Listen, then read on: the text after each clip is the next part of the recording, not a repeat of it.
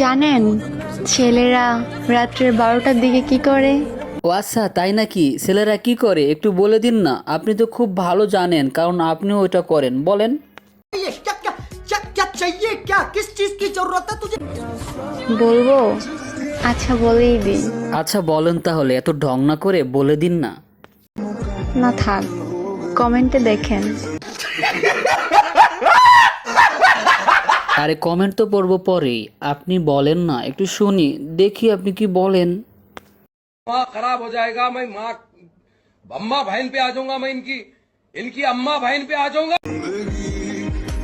আপা মনে কি লজ্জা পাইছেন? লজ্জা পাইলে আবার অনলাইনে আসেন কেন? বোরকা পরে ভাব দেখাচ্ছেন, মানুষকে বোঝাচ্ছেন আপনি খুব একটা তাই না?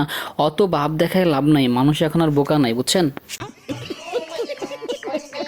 অনলাইনে ঢুকলে শুধু ওনাদের বক্তব্য দেখি, ওনারা নিজেদেরকে কি মনে করে আল্লাহই জানে। ওনারা সবসময়ের জন্য অনলাইনে পড়ে থাকে আর আজে বাজে কথা বলে, যা ভালো লাগে না।